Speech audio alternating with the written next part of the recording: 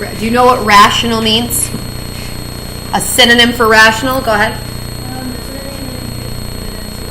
Yes. Rational might as well mean fractional. Okay? Even though I don't think fractional is a word. But rational fractions. So really whenever you have a denominator that contains a variable. So we're simplifying the rational expressions, indicated any values that should be excluded. So you obviously, and I think you would already know how to start this, you have to be very fluid with factoring, you know, to make this happen a lot faster. So some of those shortcuts I was talking to you about, hopefully you can put into place just to speed up your life here. Because the first thing you're going to do is factor. Here's one thing that you cannot do. And although most of you probably wouldn't, it's tempting, and I will say it over and over again, you cannot cross off pieces of polynomials. So you cannot simplify this x squared with this x squared. You can't cross those out because this is a piece of a polynomial. It's a piece of a trinomial.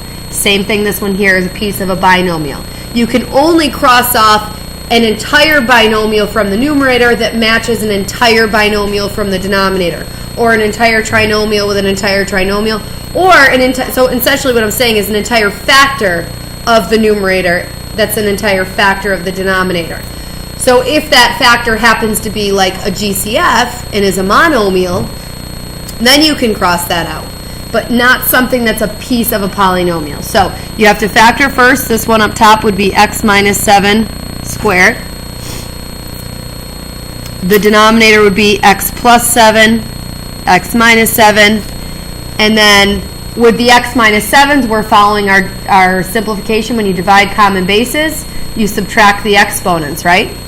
So 2 minus, technically a 1, would really just cancel that one completely, and then that 2 would be gone. There would really only be 1 up top. So your final answer is x minus 7 over x plus 7. And again, those x's are not factors. Those are pieces of binomials, so you cannot cross those out. Okie doke. Number 2, multiplication of fractions is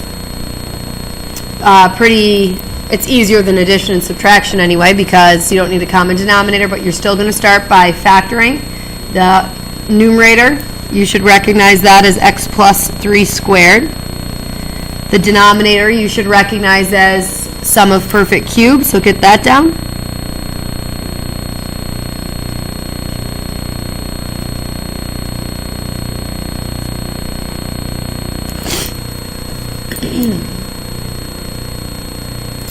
And then we have x plus 3 twice as a factor in the numerator. And in the denominator, we actually also have x plus 3 twice. So 1 here and 1 here. So these 2 in the denominator will cancel with those 2 in the numerator, and there's your final answer. 1 over the trinomial.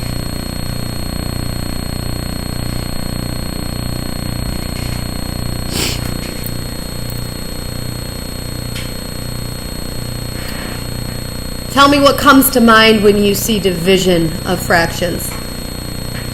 Keep, change, flip. Yep. So depending on how good you are at multitasking or trying to take care of 2 steps at once, some people that runs them into more problems than it's worth, so split it up.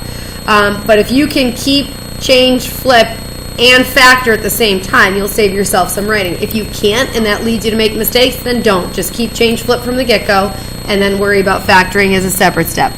I'm going to factor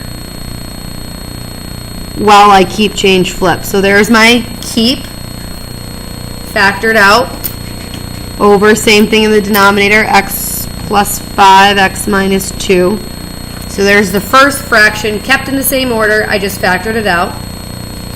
Change division to multiplication, and flip, which means when I factor the denominator, I'm putting that in the numerator spot. So that'll be x plus 5, x plus 3.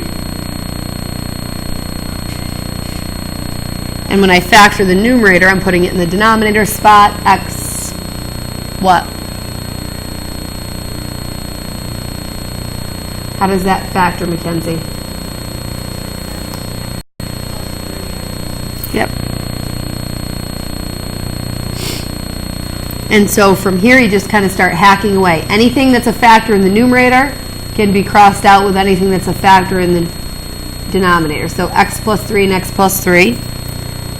I've got this x plus 2 and this x plus 2. I've got x minus 2 and x minus 2. And I've got x plus 5 and x plus 5. So what's my answer? 1. So what does that tell you you can conclude about this and this? You're doing division and you got 1.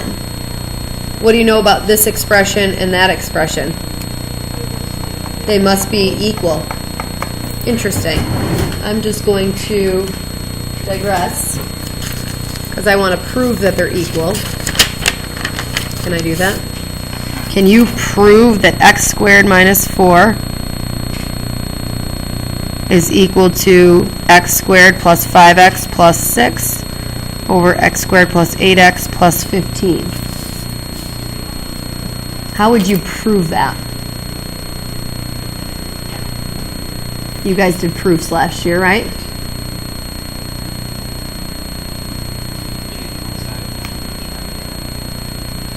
Manipulate one side to try to get it to match the other one, right? So, well, and I know Mrs. Ziggy focuses on that more than I do. You don't really, you can work on both sides.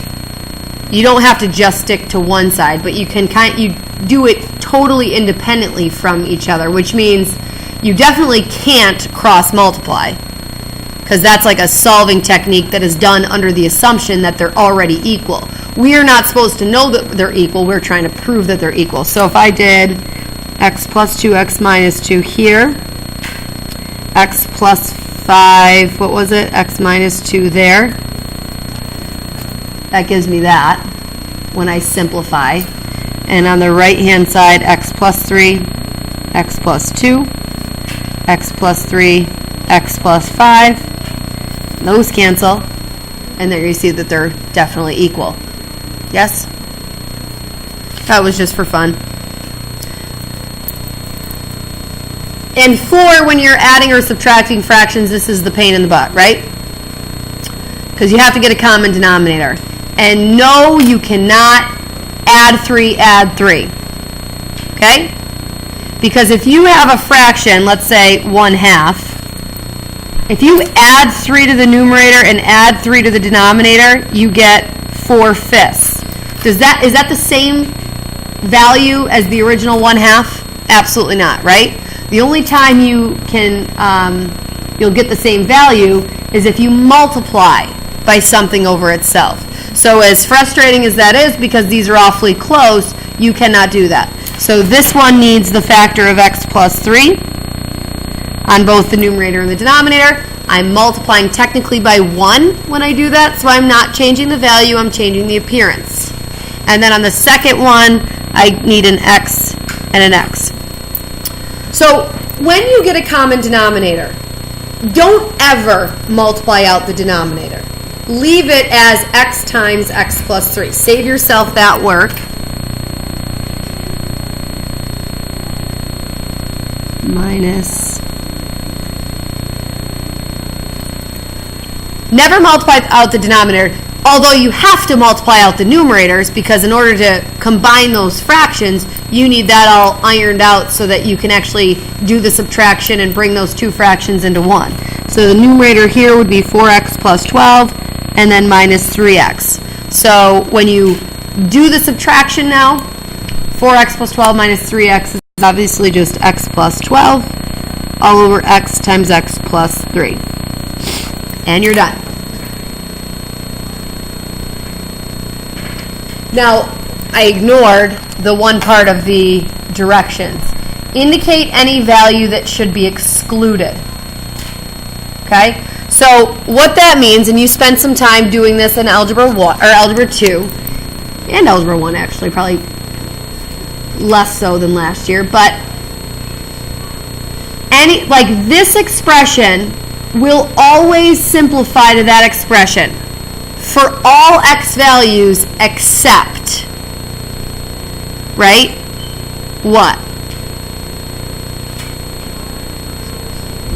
negative 7, and positive 7. Okay? Even though the positive 7 isn't an issue in the denominator, if you think, or in the solution, if you think that this and this would be equal when x is positive 7, you'd be wrong. Because when x is positive 7, this would be undefined, yet when x is positive 7, this would be 0. And those wouldn't equal, correct? So anything that's ever in the denominator, whether it's in the beginning, partway through the process, or at the very end, anything that's ever found in a denominator anywhere as a factor gives you an excluded value. So this, you'd have to add on the stipulation that x cannot equal plus or minus 7. On the next one, x obviously, here's a denominator, cannot be negative 3. And also, is there anything that's going to make this 0? No. No. So just x cannot equal negative 3.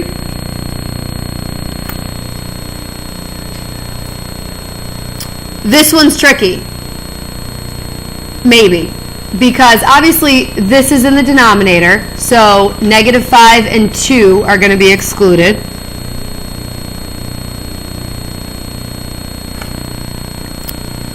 These are in the denominator, so negative 3 and negative 2 are also excluded. And even though right here, these two are not currently in a denominator, they used to be in the original problem, right?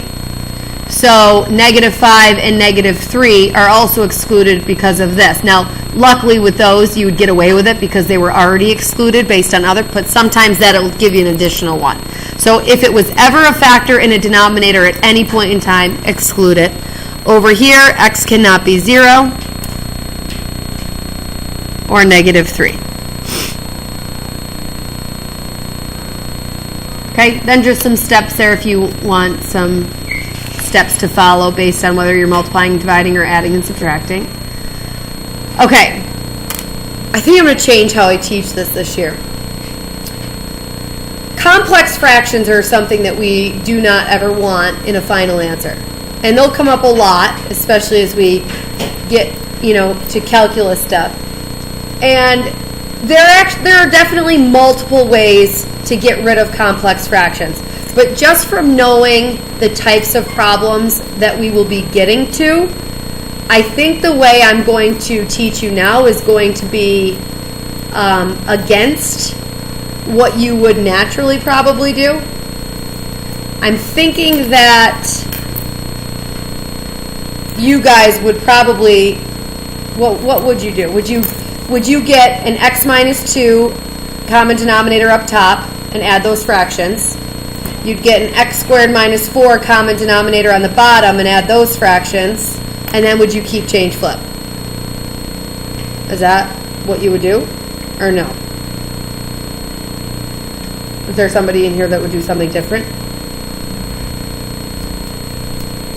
Okay.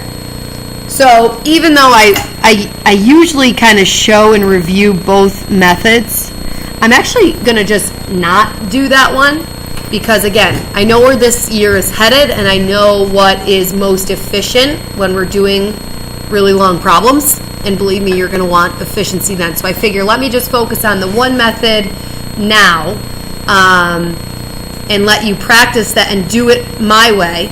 And get that down, because when we move forward and I'm flying through a really long problem, you're going to get lost if you don't kind of adopt this quicker method. And that is finding the least common denominator. So looking at all the denominators within your problem, and you may want to factor this mentally, obviously, x minus 2x plus 2. So of the two denominators within the fractions, here, x minus 2, and here, the least common denominator is what? What's the LCD of those two?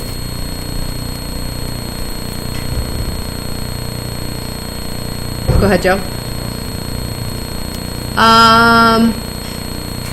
X plus 2 would be what this one needs if you were trying to get a common denominator between the two of them. But what then is that common denominator going to look like?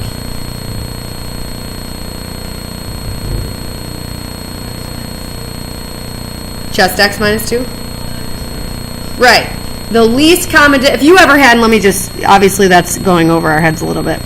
If you ever had a fraction with a over x minus 2, that's like the top one, and another fraction with a denominator of x minus 2, x plus 2, the least common denominator that you would have to create would be this one, right? By giving this one an x plus 2, you would have made the common denominator x minus 2, x plus 2. Okay? So identify the LCD.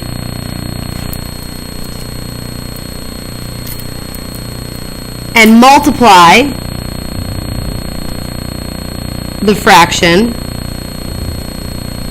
by LCD over LCD. So here's what that step will look like. Here's my fraction. This is my overall numerator. This is my overall denominator. I'm going to multiply by that LCD of x plus 2, x minus 2 on the top and on the bottom.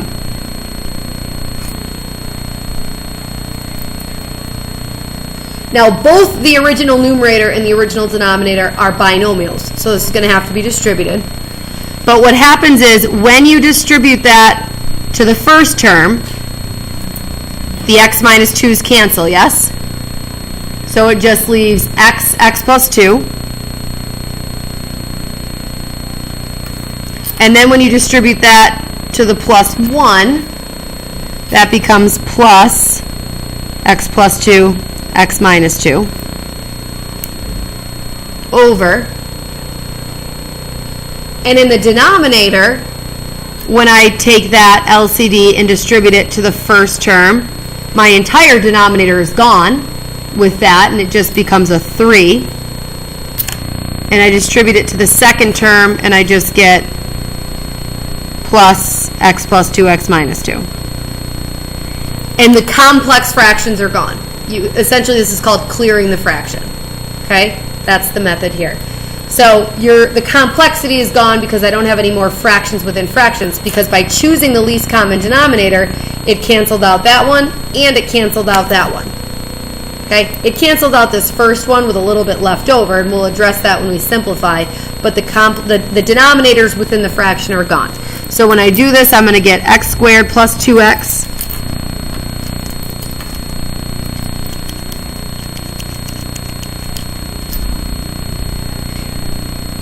plus, and this is just going to be x squared minus 4 because of the conjugates, over 3 plus x squared minus 4. And then we'll just combine like terms. So we have 2x squared plus 2x minus 4 over x squared minus 1.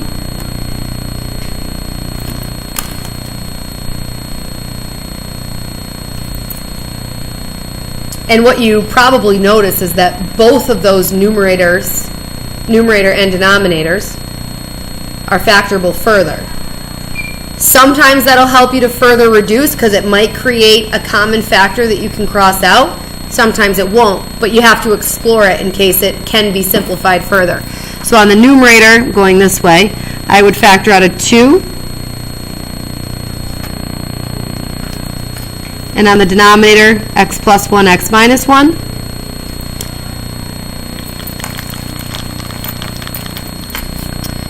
And then that factors further, right? X plus 2, x minus 1.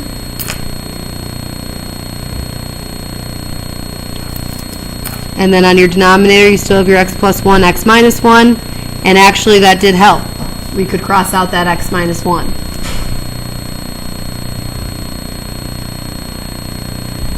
So your final answer, you can leave like this, or you could distribute that too. Kind of depends on if it's multiple choice, what the presentation is. Now, I will be honest. This particular method for this particular problem is not the most efficient.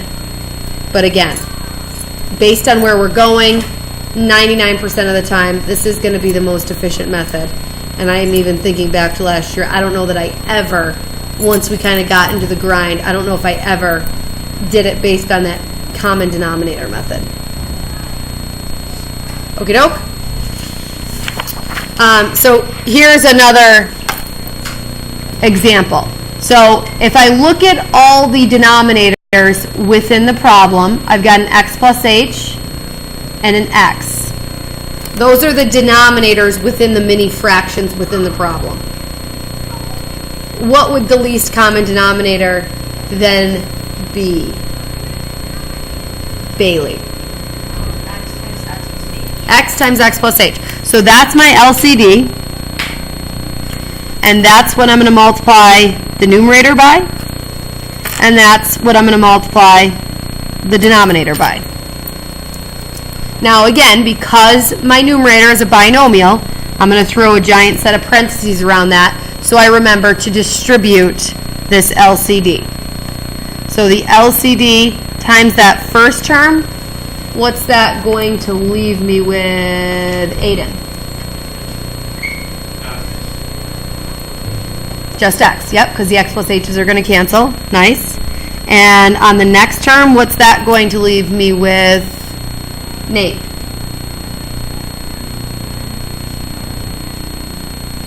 When I do this times this. Say it again. I'm going to multiply this by 1. So essentially it's going to look like this. X plus h up top over x. When you simplify that, what's that going to be? Just x plus h. Now what's critically important when I write down that x plus h? Keep it in parentheses. Critically important because there's a minus sign in front of that. And if I'm subtracting a binomial, I absolutely eventually need to distribute that negative. And then my denominator, really nothing's going to cancel. It's just going to be x, h, x plus h. So if I simplify my numerator, again with the distributing that negative, x minus x is going to be gone. And then minus h is going to be negative h.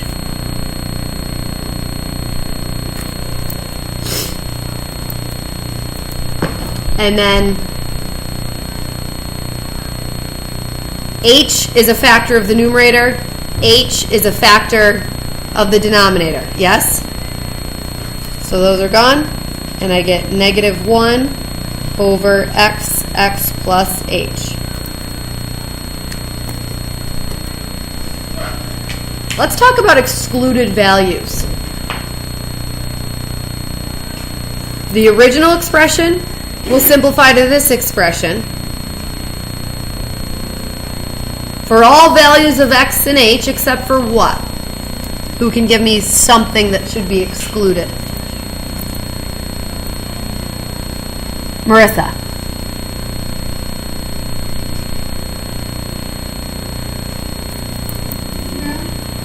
Which variable? H cannot equal 0, correct? What else? Go ahead, Joe. Say it again. Right. H cannot equal negative x. So if x is 3, h can't be negative 3 because you'd create a 0 there. Very good. X cannot equal negative h, or the vice versa of that would be that h cannot equal negative x. And the last one is just that x cannot equal 0.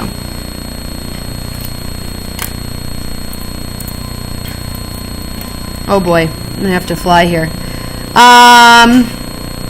This one's going to be, again, the least common denominator here is going to be radical x plus h, radical x. Not pretty. I'm going to distribute that to the first term. It's just going to be radical x. I'm going to distribute that to the second term, and the radical x's will cancel, and it will be minus radical x plus h. And then my denominator will be the h, the radical x, and the radical x plus h. And that's done because I can't really factor or cancel anything. The radical x from the numerator is a piece of a binomial, so it can't cross that out. And then lastly, there is something known as rationalizing the numerator. We're used to rationalizing the denominator, but there's going to be cases in calculus where it's necessary, and you'll see them when we get there, obviously, in February, March, where you need to know actually how to rationalize the numerator. But it's the same process. If you want to try to get rid of radicals that are parts of a binomial, you're going to multiply by the conjugate. So you're going to multiply by radical x plus 7 plus radical x in both the numerator and the denominator. In my numerator, when I FOIL, radical x plus 7 times radical x plus 7 is just x plus 7. My outer and my inner will cancel because they're conjugates. And my last will be negative root x times positive root x, which is just going to be minus x. And then my denominator is going to be the 7, and then parentheses, root x plus 7 plus root x. I'm not really doing anything to the denominator. So what obviously happens in my numerator is my x's cancel. And then I have 7 over 7 times this binomial, and those 7s will cancel to just being 1 over radical x plus 7 plus radical x. You'll see in calculus why there's a need for that, but for now we're just going to focus on that skill. All right, the homework is not legible. So I think it says page 74. Got a hole punched out on me. 1 through, gotta be 77. 1 through 77, 1s and 5s.